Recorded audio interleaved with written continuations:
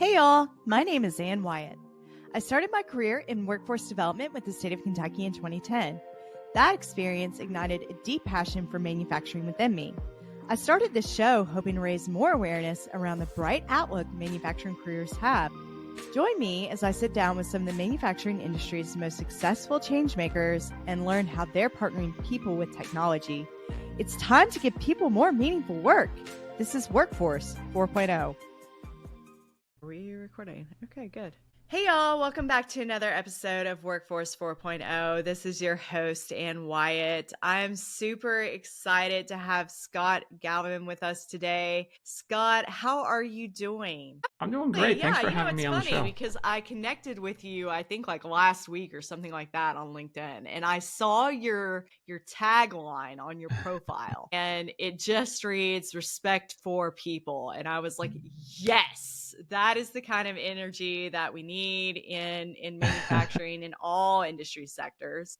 And I thought, you know what? I would love to have Scott on the show and just pick his brain about what we can do to improve company cultures and what he means by respect for the people. So do you want to tell everyone a little bit more about yourself? Sure. Yeah. So I've been an operations and strategy consultant for about 30 years now. My background is mostly in manufacturing, where we brought kind of lean management methodologies to organizations, and so we help them develop strategies to grow their businesses, then operationalize those strategies, and then help them improve the culture ultimately. And so we've been doing that for about 30 years. I just recently also launched a book called Leading with Compassion. It's kind of an element of the Respect for People roadmap program that we also created. So I'm sure I'll share tidbits about that as we go along. The link to your book, and we can throw that in the show notes for everyone listening. So that would be amazing if we could get that. Awesome. Yeah.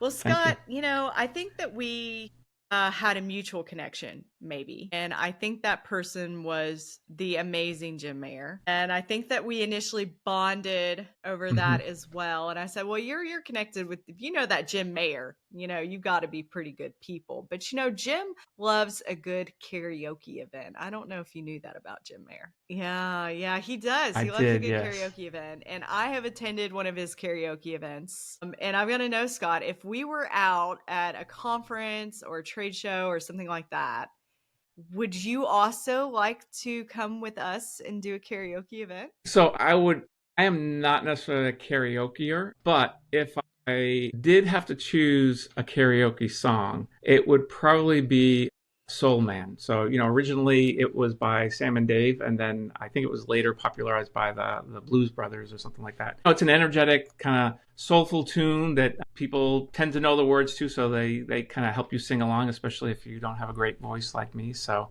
and so that would probably be my song. I had a short stint in college where that was my go-to karaoke song. So that would be the one I would probably choose. So were you an avid karaokeer in college? Am I a decade too late here? I was not. No, I was not, but I had been convinced on a few occasions. Maybe there was a little alcohol involved as well that kind of helped with that convincing, but I was convinced a few times. I was in college with a bunch of musicians, and so, karaoke was kind of a regular thing for them. And I do not have a great voice, so it was not something that I aspired to, but they were, we would often go to concerts and karaoke events with the guys that I hung out with. Awesome. So I was around it a lot. It's always, I like to go last in karaoke, just close the whole thing down. Yeah, well, I end up going last only because I'm trying to hide to not do it. I see you. So, karaoke is a great way to promote company culture, and that's really kind of the heart of the conversation that we're going to have today. But from your perspective and what you do, which I assume is helping manufacturing companies, elevate their company culture, right? But where do you think, just from the bird's eye view of your perspective, where do you think those challenges are in improving company culture? Yeah, so, I think one of the biggest challenges is kind of the traditional expectation that leaders alone should really drive company culture and drive the changes that the culture needs, or that transformation. often organizations rely on kind of these offsite or multi-day lecture style kind of trainings where the participants, those leaders they might remember 5 or 10% of the content. And then the leaders, then they're faced with kind of this daunting task of they have to internalize that content. They have to take those lessons and really kind of contextualize it for themselves. And then they've got to cascade that throughout the rest of the organization. And the approach just isn't scalable, and it's just really not sustainable. I think another kind of common issue is that these initiatives tend to address really the surface level problems. Maybe they're trying to address conflict or communication skills, and they're really not digging in kind of to the deeper behavioral and really the systematic factors that shape kind of the working environment. And that was a lot of what we had kind of talked about before the show was the program that we created, it's called the Respect for People Roadmap. And it really was meant to address kind of those challenges by offering kind of a structured and scalable and an evidence-based framework that really tries to guide participants through what we call better. And so that holistic approach really ensures that change is not only adopted, but truly embedded into the daily interactions that drive operational excellence or really improvement for businesses. And just expecting leaders to do that, it's just not going to happen. The leaders already are overwhelmed with so much to do, and then asking them to then change culture on their own. And the other thing that we noticed is that the people in the business, they expect leaders to behave a certain way, but they don't necessarily feel obligated to mimic those behaviors. Interestingly, though, we will often mimic some of the bad behaviors, but we're slow to mimic some of the positive behaviors. And so finding a way that you can bring that to the whole organization is more sustainable than trying to expect it from the leaders. Yeah.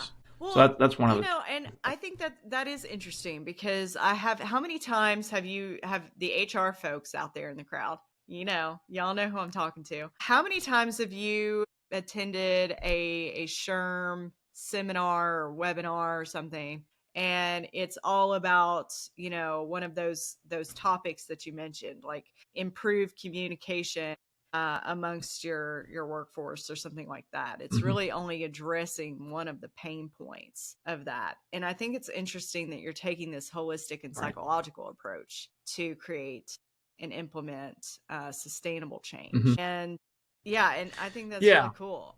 Sorry, go ahead. I would love to kind of hear what kind of inspired you to go that deep level with it. Yeah, well, part of my work has been to help organizations improve not only the operation, but the culture as well. And we use lean management principles is a big component of that. And that comes really out of the Toyota model. And so Toyota, their Toyota production system, as they call it, has kind of inspired lots of organizations to adopt this thing called lean. And it really has two pillars. One is continuous improvement, which is that process optimization. It's how we're focusing on the process improvement piece of it.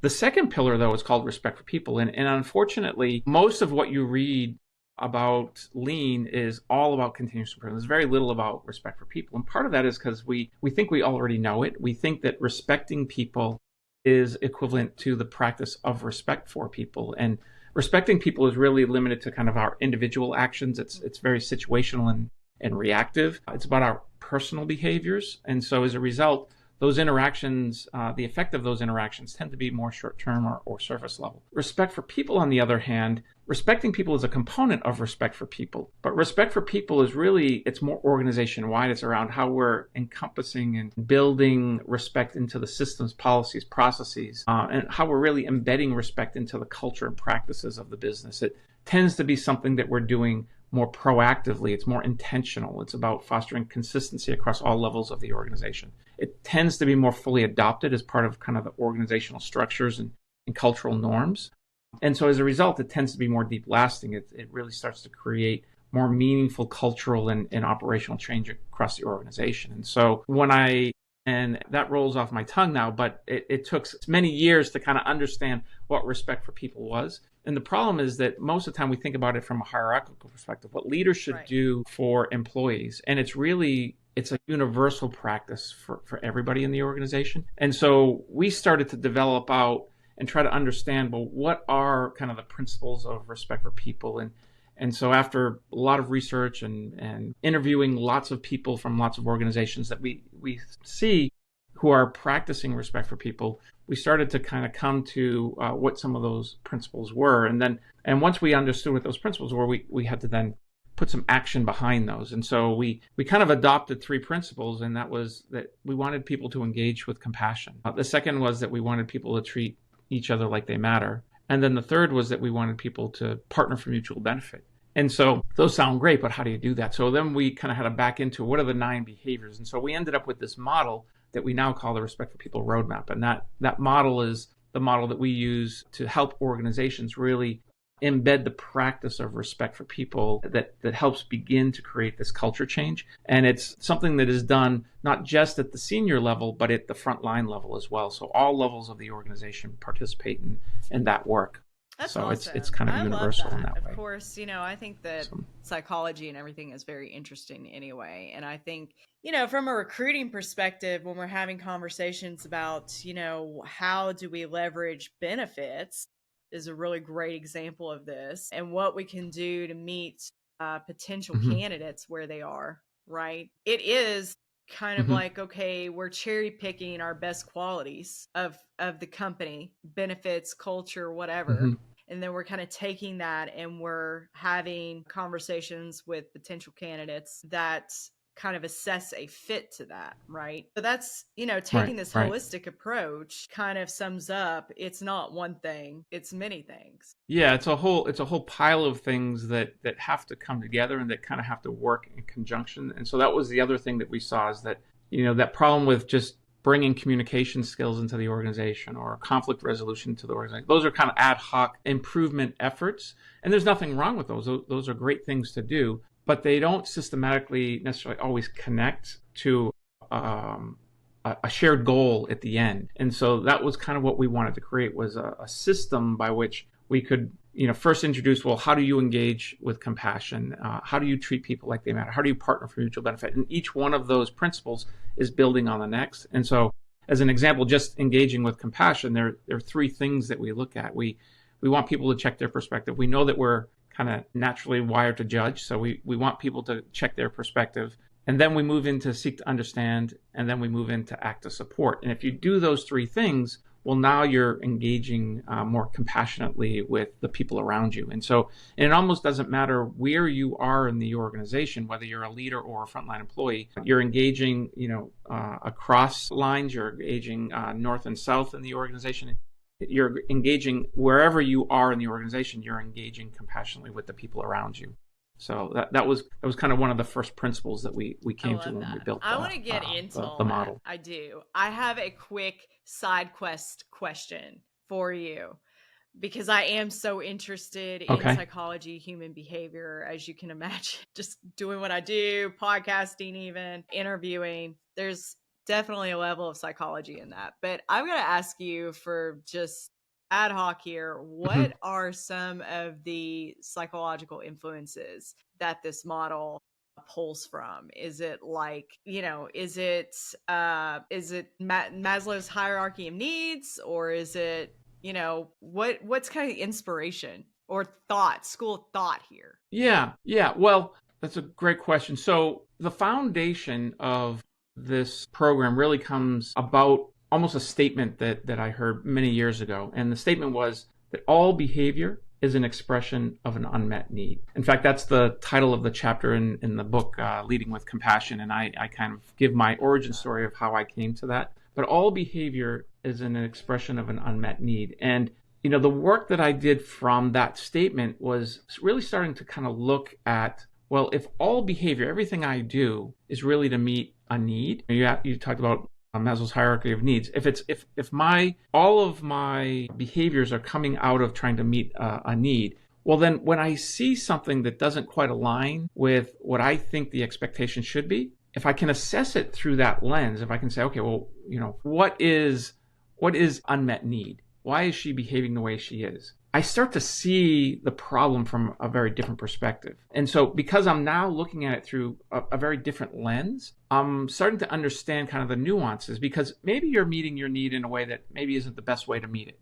And so then maybe I have a different experience that I can bring to that. I can say, hey, Ann, seems like this is what's going on. Have you ever thought about X? And you're like, never thought of that. Oh yeah, that would be a much better way to do this. But being able to look at that person's behavior more objectively was really a key goal in designing the whole kind of approach that we took. All behavior is an expression of an unmet need. And so, yeah, there's a lot of psychology in there, but really fundamentally, even if you don't know any of the psychology, you can kind of think about that, and it can help you reframe what you're seeing, what you're observing, what you're experiencing from another person. Why is that person sounding off on me in the middle of the supermarket? Well, I cannot take that personally. I can say, okay, what is the unmet need that person has right now that is having them sound off on someone that they don't even know? Or, someone cuts you off in traffic, and I can get all frustrated with that. Well, that person, and I can start making judgments about that person, why they're doing that. And if I just kind of evaluate, well, what's the unmet need? Well, maybe they're rushing to the hospital. Maybe they just got a call from a doctor saying, hey, your loved one is in critical condition. You've got about an hour before, I think that they're going to pass. Well, if that's the unmet need, well, I'd be cutting you off in traffic too. Yeah. I'm not going to be upset that you're cutting me off. I think that's so important. And I am really kind of obsessed with that portion of your roadmap, because I don't know, I do a lot on social media. I don't know if surely anyone listening to this podcast has no idea that I do so much on social media.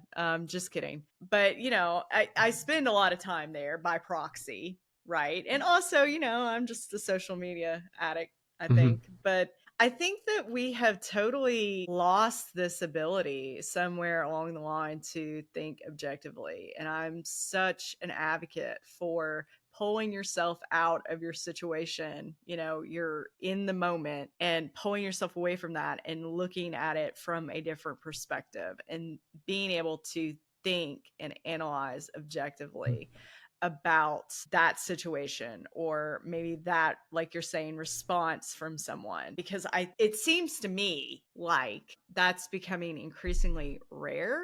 And I don't know if it is just because, social media seems to be a great place to vent about your feelings, or what.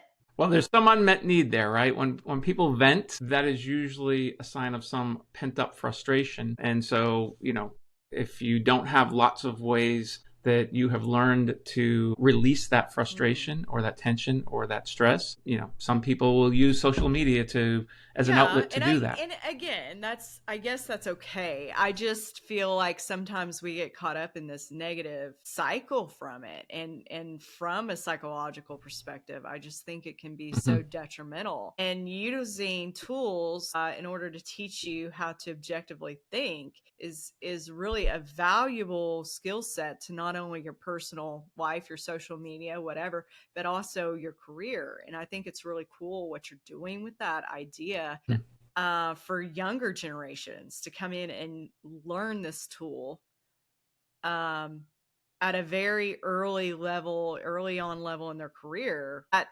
That will be a lasting skill set that you use for the rest of your life. And how do we foster that, do you think? How do we encourage people to embrace objective thinking? Yeah, well, so we are naturally wired to judge, and I know that sounds like a controversial statement, but biologically we're wired to judge. I mean, if you just think about, our biology is sensitive to danger. And so when the bush is rustling, next to you, your body doesn't want you to try to rationalize, oh, is that a danger? Or no, it wants you to just react and run and get away and get to safety. And so we are inclined to judge and make assumptions really quickly out of being safe. Well, that evolutionary element of us, we don't have to worry about lions in the bush anymore, but that evolutionary element of us is still within us. And so because we are naturally wired to judge, it's not necessarily a bad thing. It helps us make quick decisions when we need to, but most of the time we're not in those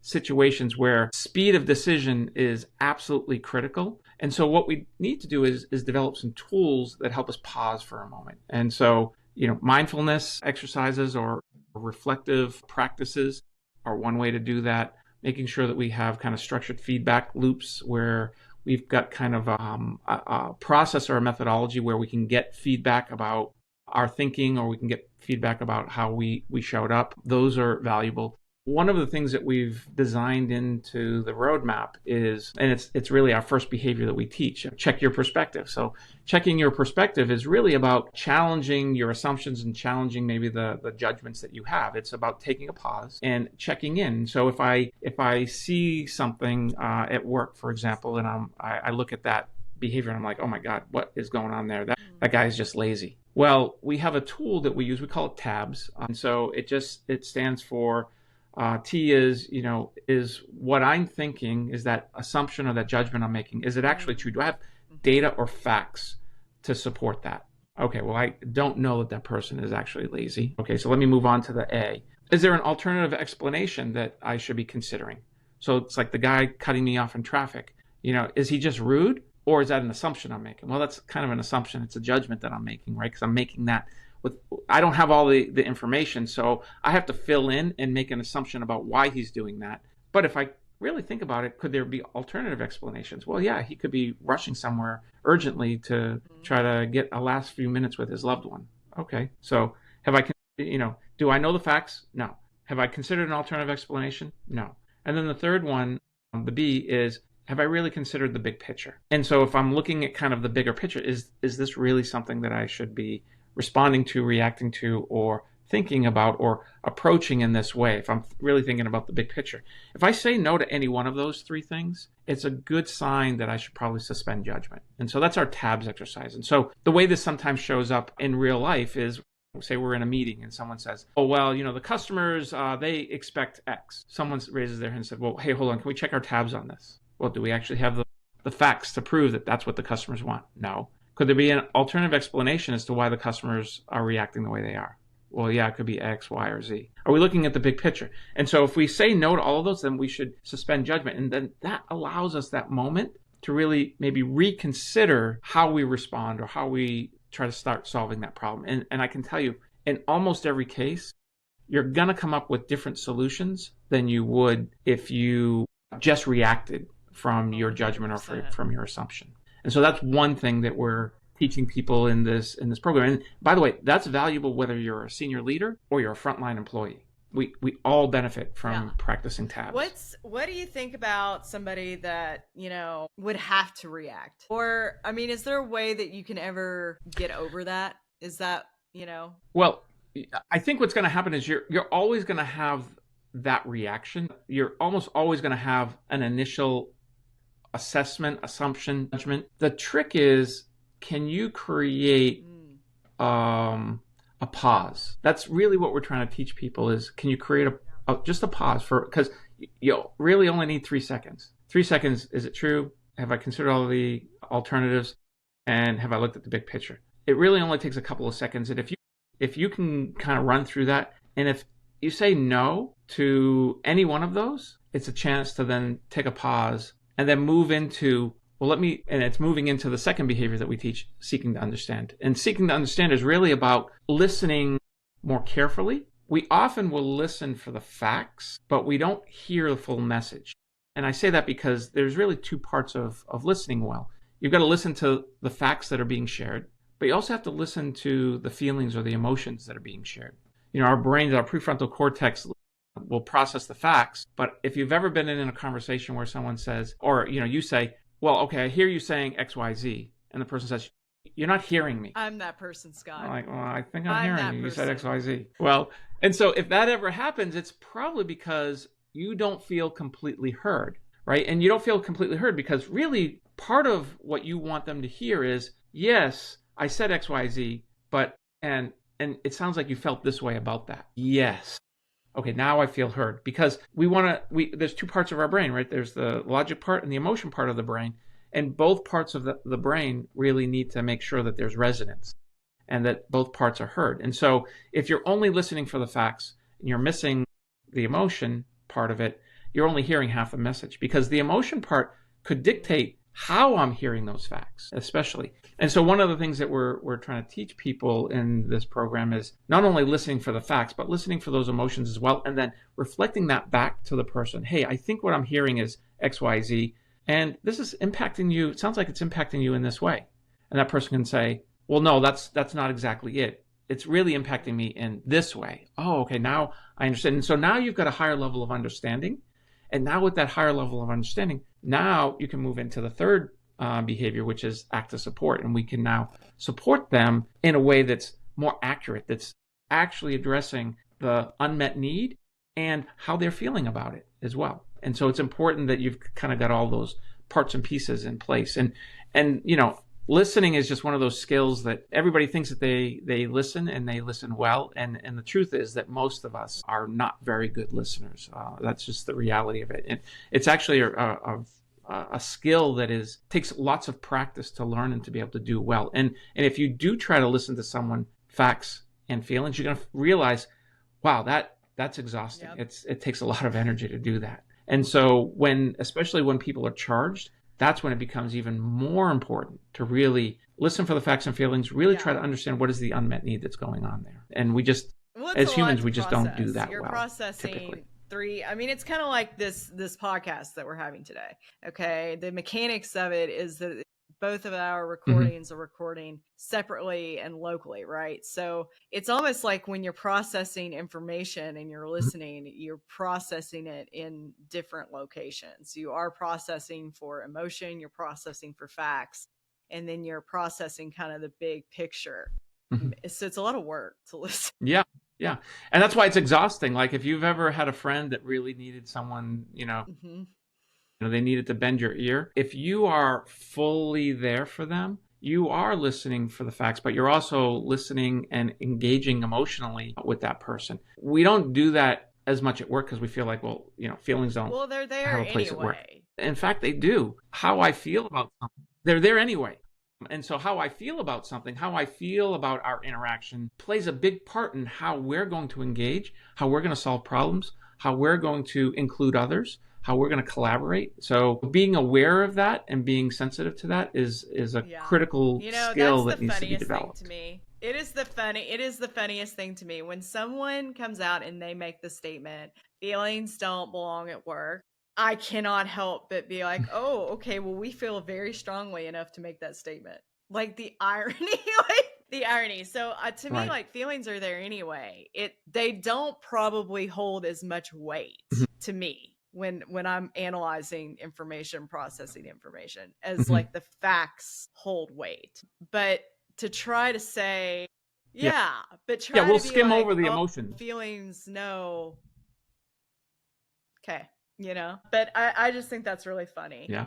For someone that's maybe interested in learning how to develop their listening skills, because I would not be able personally, I don't know how to teach that information at all, but I have a feeling that you do. And I got to know what is like some advice that you have for someone that's learning how to listen better, that's interested in learning how to develop those listening skills more. Yeah, so that could be a whole program, but I'll give you one tip. If you're sitting across from someone and you notice, wait a minute, I think I need to kind of dial up my listening capabilities here. There's one tip that I often will give to people, and that is your brain will often start to create the response to what they're saying. So you'll hear something, you'll start to create that response. You've got to shut that part off. And what I tell people to do is imagine your brain is like a whiteboard, and what you're starting to write down is the response. You got to stop writing the response. What you've got to write down is what are the facts, what are the feelings that you're hearing.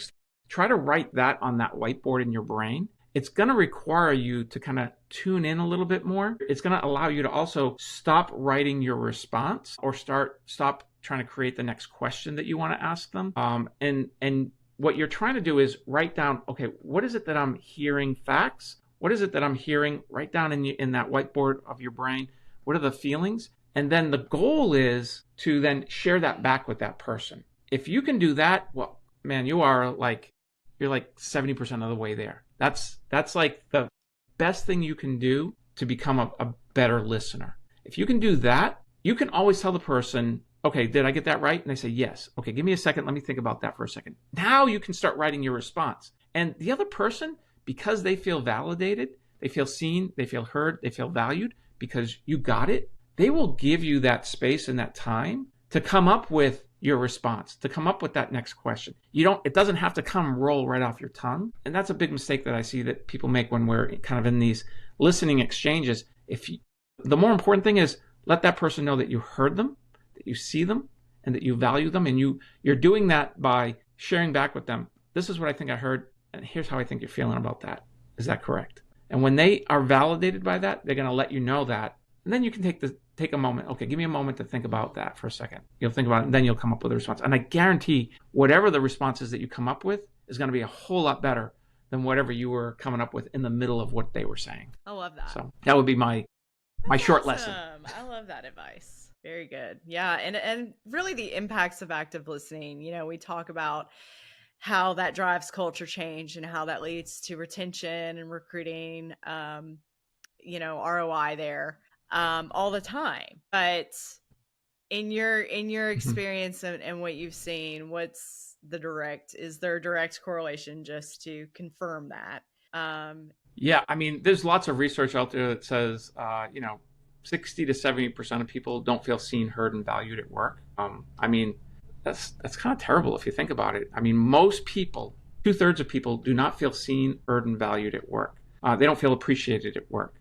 And part of it is because they don't feel like they're heard. They don't feel like they're listened to. They don't feel like they're, so their engagement in their work obviously is diminished. If I don't feel valued, if I don't feel seen, if I don't feel heard, well, it's hard for me to be intrinsically motivated to engage in ways that really the leaders are hoping that I will be engaged. And so, and if you look at Gallup or any of these organizations that study engagement, engagement is like, it's going down, it's not going up. And so, well, if you want to create engagement, one way is, at least we think, engage with compassion. That's one way. And so that's why the foundation of our Respect for People roadmap is teaching people how to engage with compassion, because once you can do that, then a bunch of the other things becomes just so much easier to do. Absolutely. Yeah, that makes me sad, those stats there. So, well, for anyone that's out there listening today, I guess that's a great segue into our next topic of conversation. But what if I'm out there and I'm like, Scott, you obviously know your stuff on culture improvement and change,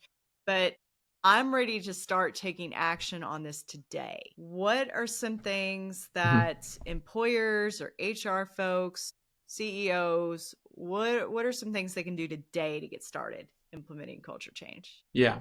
Well, one thing that it seems obvious, but I don't think that we do it real well. And that would be, maybe just assess kind of where your current culture's at. If you're, an HR professional, or you're a senior leader in an organization, maybe taking a hard look at your kind of existing workplace environment. You can do this with surveys. There's all kinds of different surveys, whether you're using, Great Place to Work or Gallup, or there's a whole bunch of them out there. You can make your own. You can do focus groups to understand kind of where the gaps are. One of the things that in the Respect for People roadmap that we ask everyone to rate themselves, their coworkers, and their leaders on this respectful culture scale.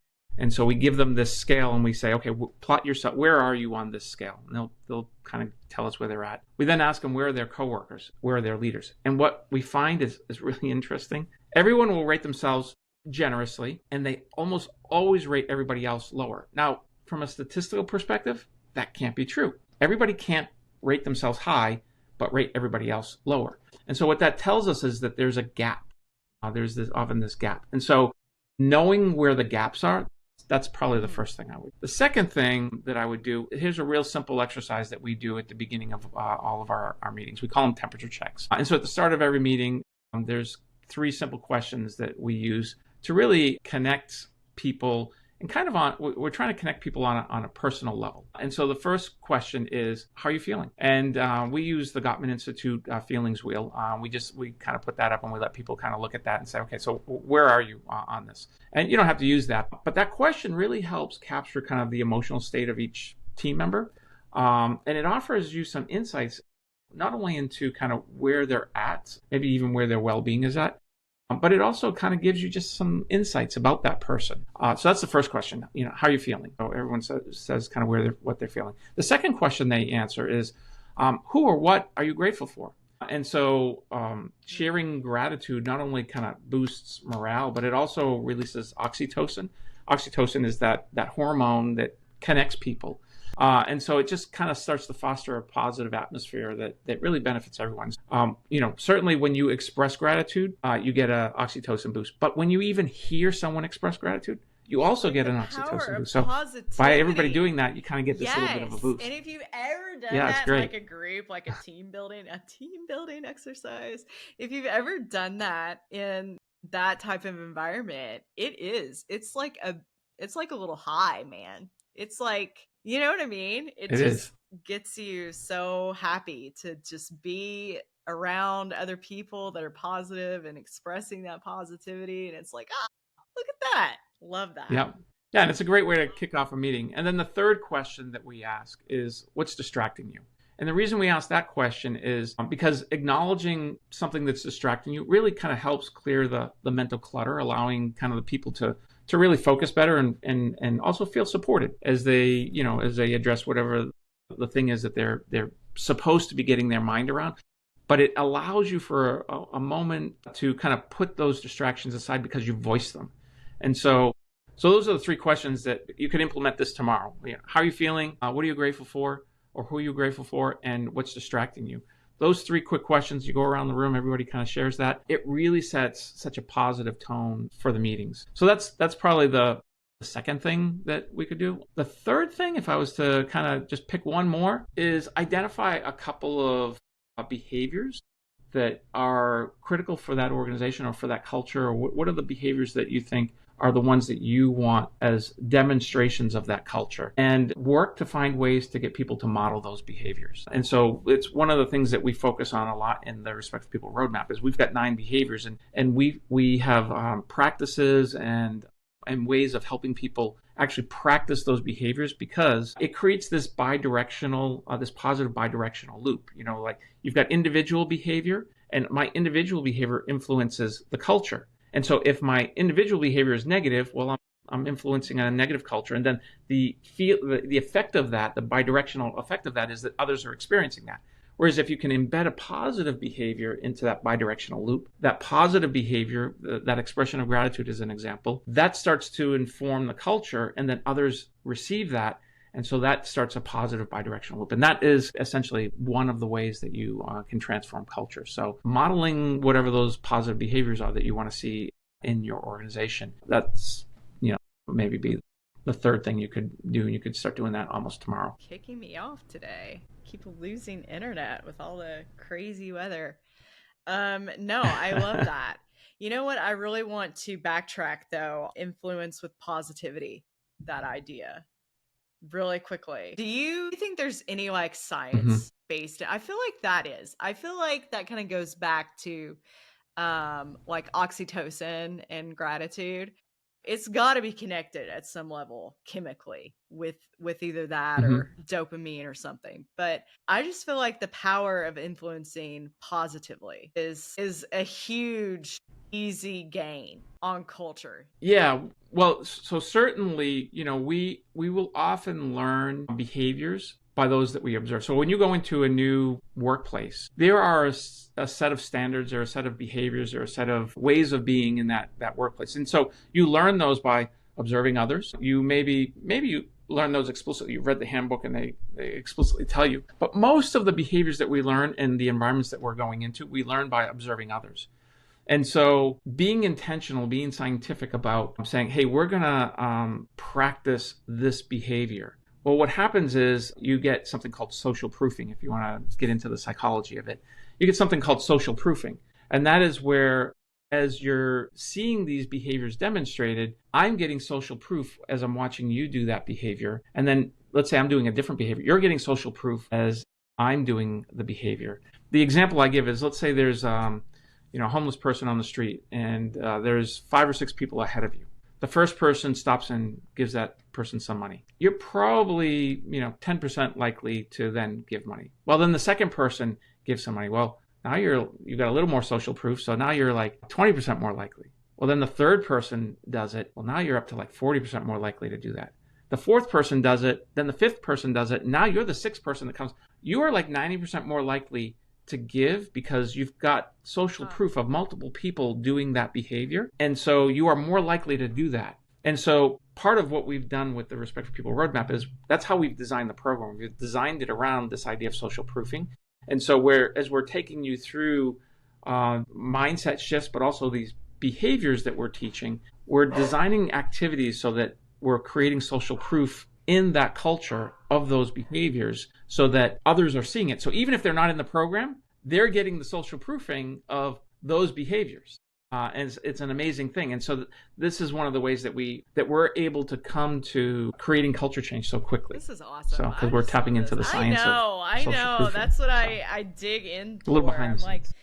Yeah, but I need to know all the factoids about the things. Well, Scott, this has been an awesome conversation. I appreciate this. This has been a lot of fun for me as well, because I just love exploring, like I said, psychology, sociology, those human aspects of science, right? For those listening today, what is a good point of contact for you? Yeah, so you can always find me on LinkedIn, Scott Gauvin on LinkedIn. You can go to the website, respectforpeopleroadmap.com, all one word. Awesome. So those are probably two good places to find me. I appreciate you. If you will send me a link to your book, and I will throw that in the show notes. Everybody listening, go grab that and connect with Scott. And yeah, hats off to all of the amazing leaders out there growing and improving their company culture. We need more of that. Yeah, well, thank you. And I can also offer people who are listening to this, if they do want to try the Respect for People roadmap, I'll give you a special link so that they can do a little test drive of it. Love that so much. Well, thank you all for tuning in to this episode of Workforce 4.0. Scott, thank you so much for being awesome and just a great human. And we'll see everyone next thanks for having me on another episode of Workforce 4.0.